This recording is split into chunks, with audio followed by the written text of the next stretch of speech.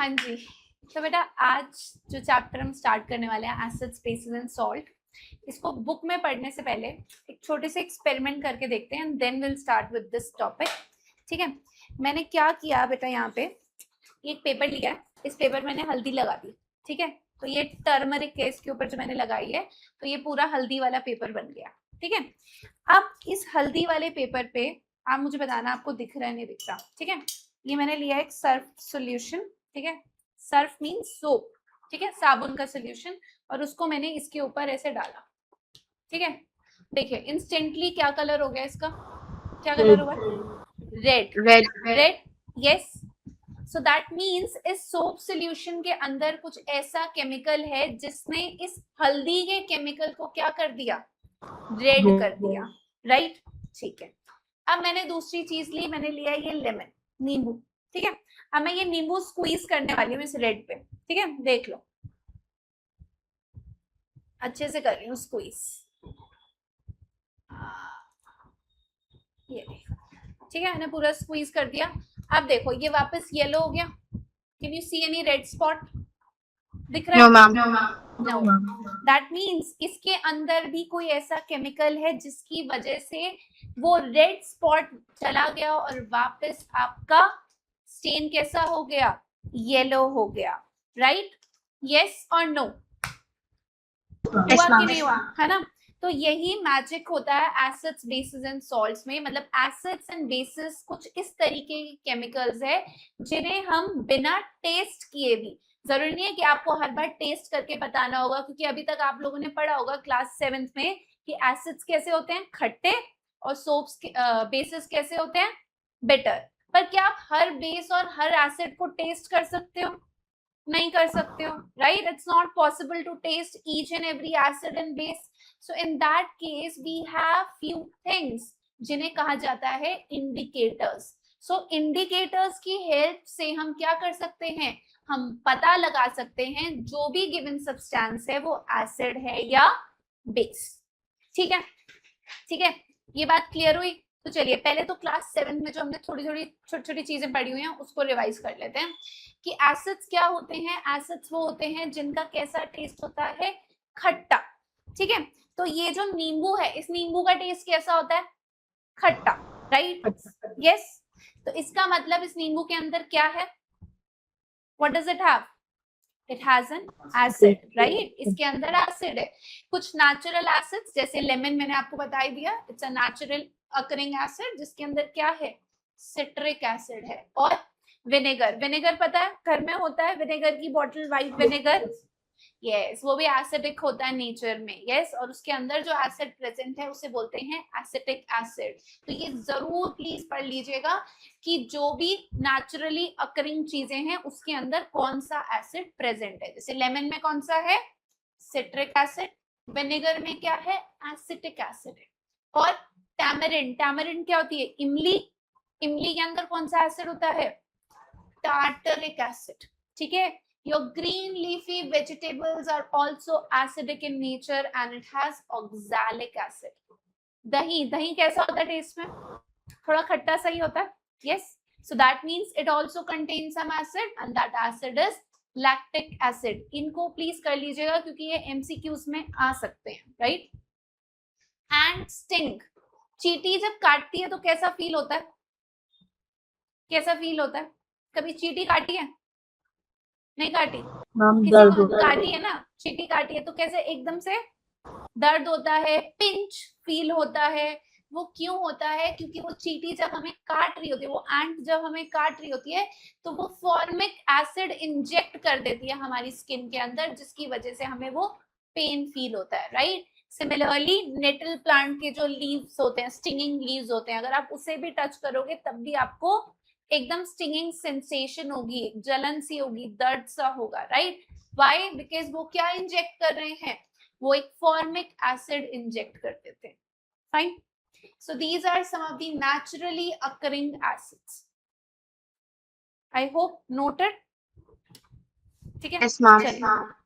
Next, basis, मैंने अभी आपको बताया बेसिस क्या होते हैं, जिनका बिटर टेस्ट होता है, राइट? जो टेस्ट में कड़वे होते हैं। अब लेकिन आप सोप को टेस्ट तो नहीं करने बैठ जाओगे, खाने तो नहीं लगोगे ना डिटर्जेंट को। यस, कैसे और फील कर सकते हैं? दे फील सोपी टू टच। सोप की फीलिंग सबको पता है कैसी होती है, तो एक और इसका कैरेक्टरिस्टिक है और एक और पहचानने का तरीका क्या है, it feels soapy to touch. ठीक है, now let us see some natural bases which we have. Baking soda, baking soda सबके घर में होता है। यस, कभी कभी कुछ कुछ, कभी छोले भटूरे बनाने का काम आता है, कभी केक्स, कभी ब्रेड, राइट। तो बेकिंग सोडा के अंदर जो बेस होता है उसे बोला जाता है sodium bicarbonate, right. Baking soda के अंदर जो बेस है सोडियम बाइकार्बोनेट, और ये बेकिंग सोडा हम इस चैप्टर में एकदम बढ़िया से डिटेल में करेंगे भी। फाइन। फिर milk of magnesia. Milk of magnesia भी एक बहुत ही कॉमन नेचुरली अकरिंग बेस आप लगा लीजिए, या मतलब कॉमन बेसिस में ले लीजिए, जो होता है magnesium hydroxide. Yes, magnesium hydroxide आपका यूज होता है टू ट्रीट एसिडिटी। जैसे कभी कभी किसी को एसिडिटी हो जाती है तो उसे मिल्क ऑफ मैग्नीशिया दिया जाता है। अब एसिडिटी हुई मतलब ज्यादा बॉडी के अंदर एसिड प्रोड्यूस हो रहा है, राइट, ज्यादा एसिड प्रोड्यूस हो रहा है, तो उसको मुझे कैसे ठीक करना है, मैं कोई ना कोई बेस ऐड करूंगी। तो क्या करते हैं, milk of magnesia, that is ये मेडिसिन लेते हैं जो क्या करता है, जो भी एक्सेस एसिड प्रोड्यूस हुआ है स्टमक में उसको क्या कर दे, न्यूट्रलाइज कर दे, उसको कैंसिल कर दे, राइट, उसको कैंसिल कर दे। हाँ जी, हम जैसे इनो भी होता है, इनो भी होता है, राइट, ठीक है। और lime water, lime water calcium hydroxide, it is also base, है ना। और वॉशिंग सोडा, वॉशिंग सोडा तो हमने देख ही लिया, यहाँ जो मैंने ग्लास में लिया था मैंने डिटर्जेंट ही लिया था, वॉशिंग सोडा, राइट। सो वो भी क्या है, बेसिक है, और उसके अंदर जो बेस है वो क्या है, सोडियम कार्बोनेट। ये भी हम इस चैप्टर में बढ़िया से डिटेल में करेंगे, ठीक है, क्योंकि चैप्टर का नाम पता है क्या है, एसिड्स, बेसिस एंड सॉल्ट्स। ठीक है, एसिड्स की केमिकल प्रॉपर्टीज भी पढ़नी है, बेसिस की भी पढ़नी है, और कुछ इंपॉर्टेंट सॉल्ट्स हैं जिनके बारे में हमें डिटेल में पढ़ना है, मतलब कैसे वो प्रिपेयर होते हैं, क्या उनकी रिएक्शंस है और क्या उनके यूजेस है। Clear, done.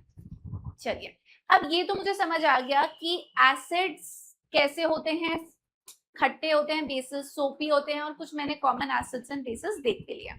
ठीक है, दूसरी चीज जो अभी मैंने आपको यहाँ पे एक एक्सपेरिमेंट के थ्रू कराई, वो क्या कराई थी कि मैंने एक टर्मरिक लिया था। टर्मरिक मतलब हल्दी, हल्दी एक नेचुरल इंडिकेटर है।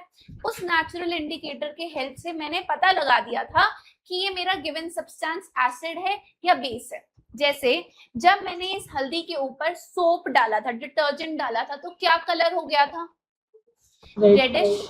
यस, दिस शोज कि turmeric haldi turns red when a base is added on to it. जब उस पे कोई बेस ऐड किया जाता है तो हल्दी क्या हो जाती है, रेड हो जाती है। यस, उसका स्टेन कैसा हो जाएगा, रेड। फिर मैंने उसके ऊपर क्या डाला, नींबू डाल दिया। नींबू क्या था, एसिडिक था।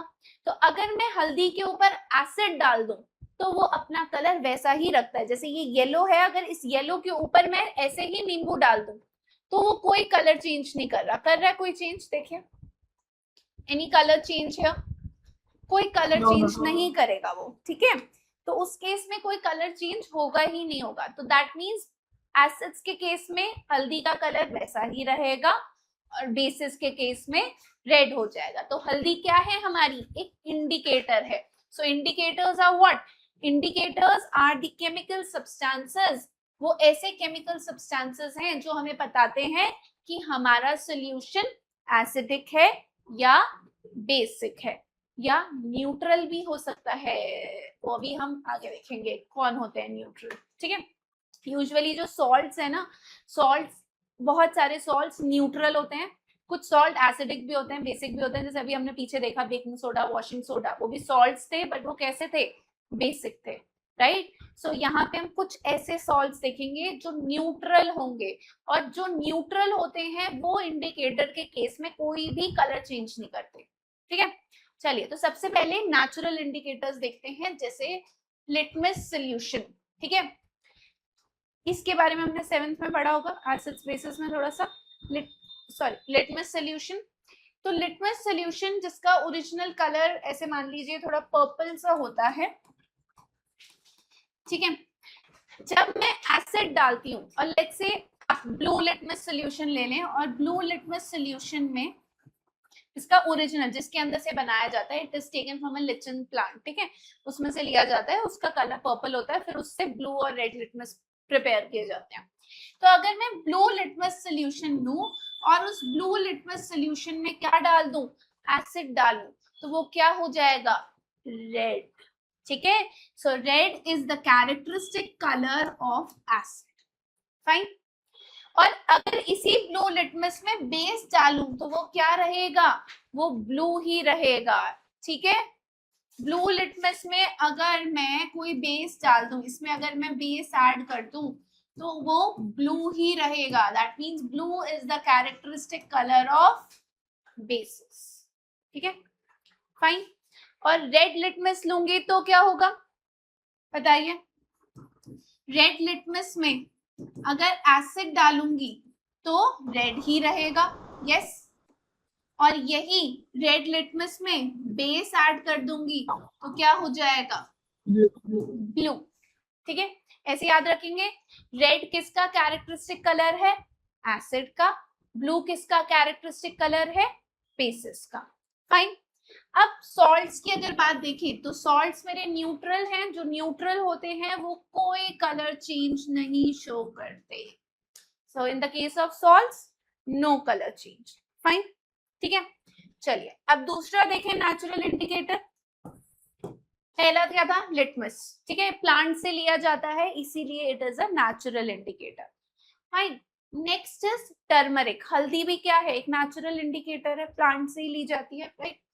एसिड के केस में अभी मैंने देखा नींबू जब मैंने उस हल्दी पे डाला तो वो येलो ही रहा, तो एसिड के केस में हल्दी विल रिटेन इट्स कलर, जो उसका कलर है वो वही रहेगा, फाइन। और अगर बेस डालूंगी तो वो कैसा हो जाएगा, रेडिश ब्राउन, जो हमने अभी देखा भी था, राइट।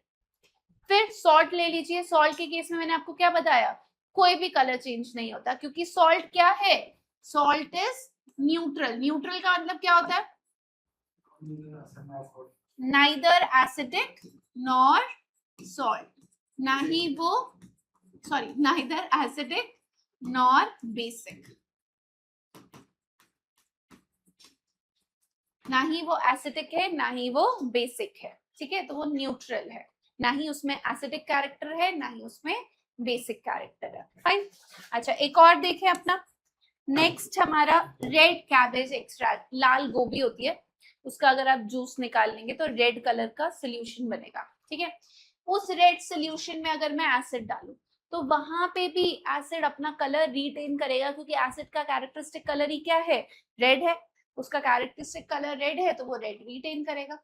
वही अगर मैं बेस डालूं तो वो हो जाता है ग्रीन। तो रेड कैबेज जूस में अगर मैं एसिड डालती हूं तो रहता है रेड और बेस डालती हूं तो क्या बन जाता है, ग्रीन। और सॉल्ट के केस में no colour change, fine, clear है ये बात, ठीक है। तो ये तो है मेरे 3 नेचुरल इंडिकेटर्स। अब नेचुरल इंडिकेटर्स के अलावा भी क्या कोई इंडिकेटर्स होते हैं, हाँ जी होते हैं।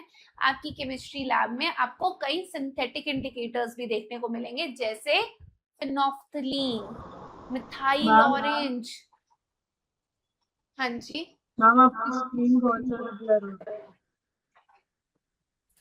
मिथाइल ऑरेंज, एक मिनट, हाँ जी। तो इंडिकेटर एक बार देख लेते हैं क्या है, ठीक है। Methyl orange and phenolphthalein. तो मिथाइल ऑरेंज, ऑरेंज नाम से पता चल रहा है कि उसका कलर क्या होगा, ऑरेंज कलर होगा, ठीक है, ऑरेंज कलर हो गया। आवाज क्लियर आ रही है, यस मैम, ठीक है, ठीक है, ऑरेंज कलर होगा। तो एसिड का कैरेक्टरिस्टिक कलर क्या है, रेड, यस।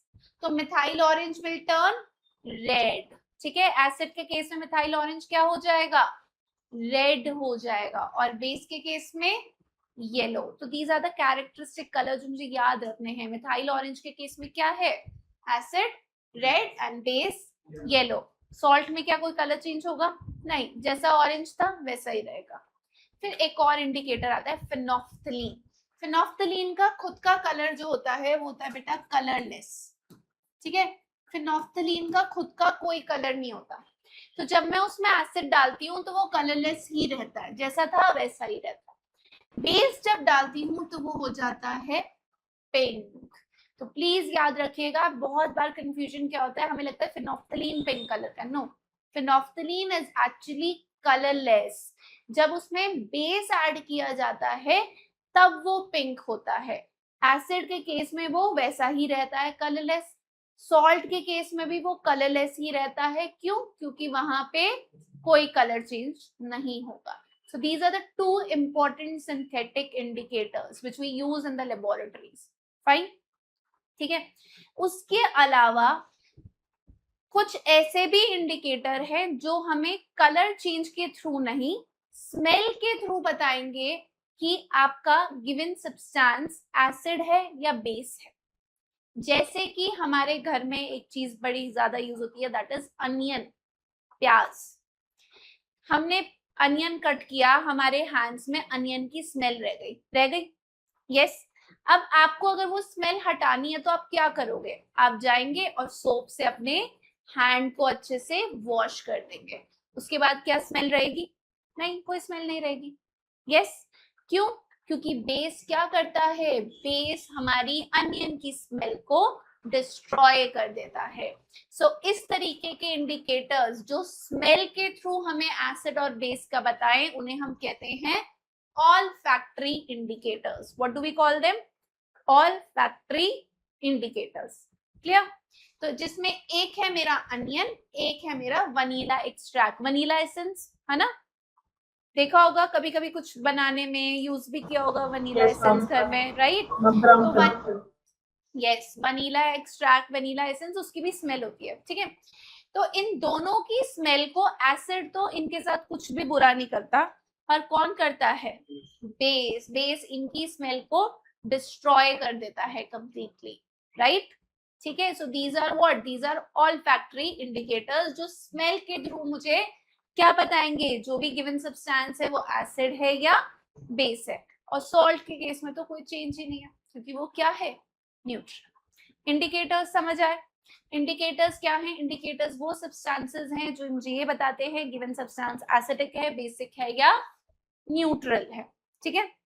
यस। जिसमें हमने कुछ नेचुरल इंडिकेटर्स देखे, turmeric, red cabbage extract, litmus, and synthetic में फिनोफ्थलीन एंड मिथाइल ऑरेंज, और ऑल्फैक्टरी में onion and vanilla essence.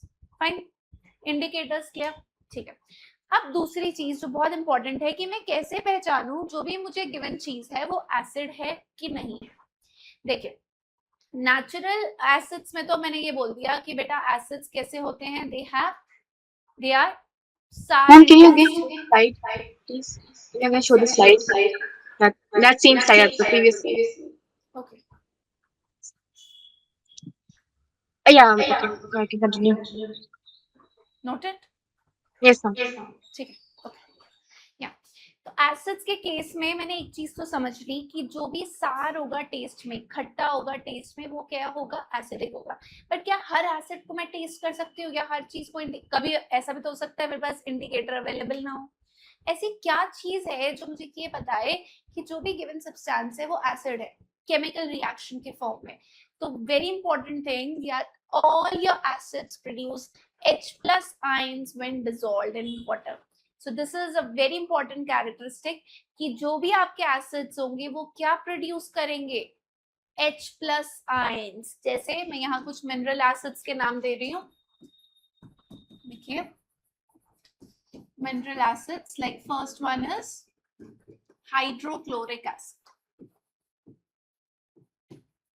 Hydrochloric acid का क्या फॉर्मूला होता है? HCl। ठीक है। अब HCl को अगर मैं पानी में डालूं, if I put it in water, वो क्या करेगा? वो डिसोसिएट हो जाएगा। डिसोसिएट मतलब वो टूट जाएगा, किसमें? H plus and Cl minus ions में। यहाँ एक्वस लिख रही हूँ। एक्वस का मतलब क्या होता है? That this HCl solution is made in water. ठीक है। तो ये भी पानी के अंदर ही है एक्वस, ये भी पानी के अंदर ही है एक्वस। तो अगर मेरा acid H plus ions produce करता है वाटर में, we call it, what do we call it? Acid. ठीक है। और कोई एग्जांपल्स? जैसे सल्फ्यूरिक एसिड, क्या फॉर्मूला होता है सल्फ्यूरिक एसिड का? H2SO4. So H2SO4 क्या प्रोड्यूस करेगा? Again H plus ions and SO4 2 minus ions. यहाँ पे 2 हो गया, 2H प्लस बैलेंस किया एक्वस एक्वस। यस, तो ये भी एसिड है और ये भी क्या प्रोड्यूस कर रहा है? H plus ions. ठीक है, और बताइए नाइट्रिक एसिड HNO3 क्या प्रोड्यूस करेगा? H plus aqueous plus NO3 minus aqueous. तो यहाँ पे मुझे एक चीज कॉमन दिख रही है। क्या कॉमन चीज है? कि सभी के सभी क्या प्रोड्यूस कर रहे हैं? H plus ion. So that shows that all acids produces H plus ions in the solution. Fine? Clear है ये बात? ठीक है, एक और एसिड बताऊं? Noted this thing. Next चलें? चलिए एक और एसिड लिखिए, acetic acid. Acetic acid is CH3COOH। अब बेटा ये जो एसिड होता है ना, अभी जो मैंने ऊपर एग्जांपल्स दी ना, these were mainly strong acids।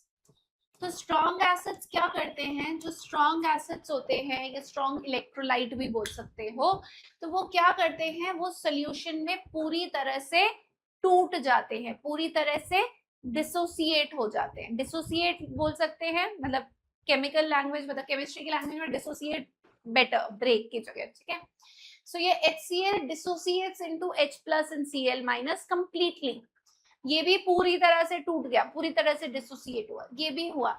लेकिन कुछ वीक एसिड्स होते हैं जो पूरी तरह से डिसोसिएट नहीं होते, पूरी तरह से नहीं टूटते, तो वो क्या करते हैं? वो इस तरीके से इक्विलिब्रियम में रहते हैं। कैसे रहते हैं? इक्विलिब्रियम में, मतलब some of it has converted into H plus and CH3CO minus and some of it वापस मिलके ये बन रहा है। समझ रहे हो? बैकवर्ड रिएक्शन भी हो रही है। तो पहले तो फॉरवर्ड क्या होगी? CH3CO minus aqueous, this is acetate ion plus H plus। तो अब क्योंकि यहाँ पे भी H प्लस आयंस प्रोड्यूस हो रहे हैं, तो ये एसिड तो है ही है, बट ये एक वीक एसिड है। क्यों है? क्योंकि ये आगे भी जा रही है रिएक्शन और पीछे भी आ रही है, right? This shows your acetic acid is not completely dissociated, पूरी तरह से वो टूटा नहीं है। ये बात क्लियर हुई? ठीक है, चलिए एक और एसिड देखो ऐसा, fifth carbonic acid. Carbonic acid भी बेटा आपका कैसा होता है? It's a weak acid, H2CO3। ठीक है, यहाँ पे एक्वस जरूर लिखिए, एक्वस। फाइन। अब H2CO3 ये भी क्या है? एक वीक एसिड है, लेकिन जब ये टूटता है तो किस में टूटता है? वीक एसिड्स को इक्विलिब्रियम से दिखाएंगे। ठीक है, H plus and CO3 2 minus, यहाँ पे 2 लगा लीजिए। This is aqueous, this is also aqueous. तो यहाँ पे भी मुझे क्या दिख रहा है? इक्विलिब्रियम का साइन दिख रहा है। जब भी आपको ये साइन दिखे डिसोसिएशन में, तो समझ जाना कि ये एसिड्स पूरी तरह से डिसोसिएट नहीं हुए, तो ये क्या है? Weak acids. वीक एसिड्स भी बोल सकते हो और इलेक्ट्रोलाइट भी बोल सकते हो। ठीक है, क्लियर? क्लियर है ये? Strong acid completely dissociate, weak acids do not dissociate completely, right? ठीक है, डन। चलिए आगे बढ़े। Yes. बढ़े आगे। Ma'am, can you once again show me the previous slide where about the like all the acids are produced with H plus ion? The notes which you have written. अच्छा ये तो वही चीज Yes, है, ma'am. the same what I have written। Oh, first line. Okay. अच्छा, they produce H plus ions when dissolved in water. Okay, ma'am. Otherwise all the acids I have written here ना सारे, ठीक है. Next basis. अब basis कैसे पहचाने कि ये बेसिस है, बेसिस की क्या पहचान है, व्हाट डू बेसिस प्रोड्यूस. तो बेसिस बेटा क्या प्रोड्यूस करते हैं, they produce hydroxide ion, sorry OH negative ions. Yes, basis produces, क्या प्रोड्यूस करते हैं, basis produces hydroxide ions, that is OH minus ions in solution. ठीक है, तो आपको शो करती हूँ मैं यहाँ पे. जैसे पहला बेस हमने लिया sodium hydroxide, sodium hydroxide that is NaOH. ठीक है, अब ये भी एक स्ट्रॉन्ग बेस है, तो जैसे इसे हम वाटर में डालेंगे तो ये कंप्लीटली डिसोसिएट हो जाएगा, किसमें, Na plus and OH minus में. ठीक है, तो इसमें कौन सा आयन फॉर्म हुआ है, इसमें फॉर्म हुआ है OH minus ion, OH negative ion. ठीक है, यस. तो बेसिस का क्या कैरेक्टरिस्टिक है कि basis hydroxide ions that is OH minus ions produce करते हैं किसमें, सॉल्यूशन में, जब उन्हें पानी में डिसॉल्व किया जाता है. और देखें जैसे potassium hydroxide,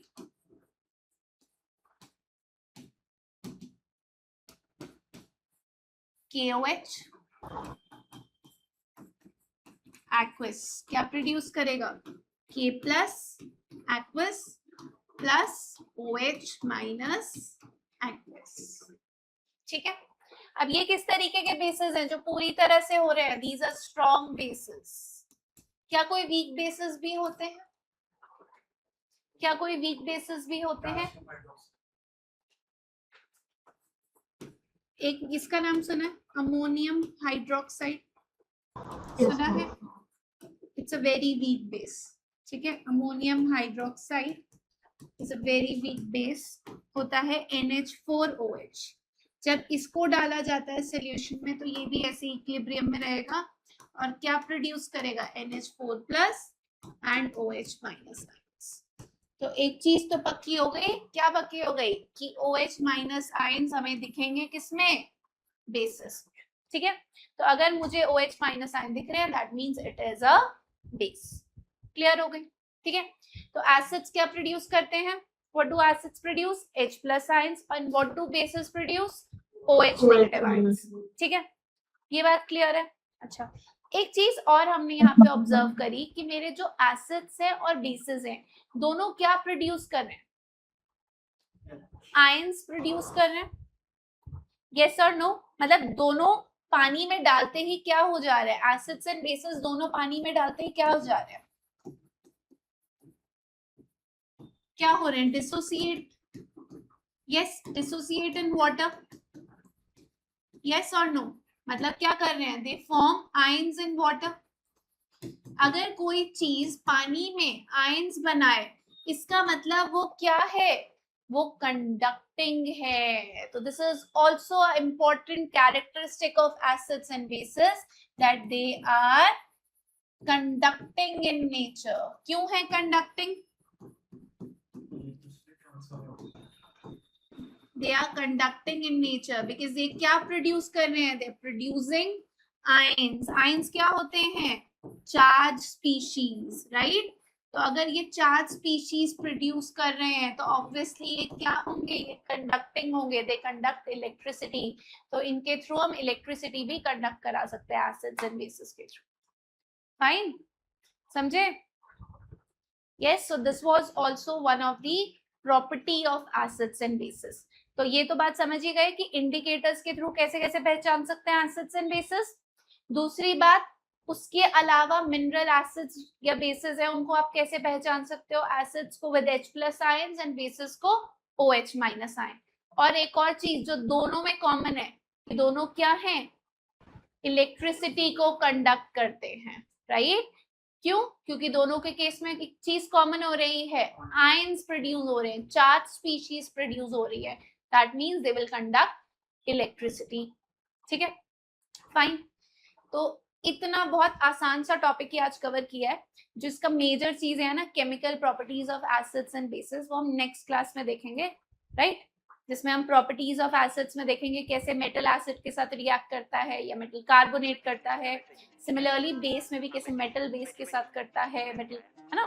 so all these properties will see in the next class. अभी के लिए आज बहुत आसान टॉपिक पढ़ाया, तो प्लीज इसको रिवाइज कर लेना, ठीक है? फाइन।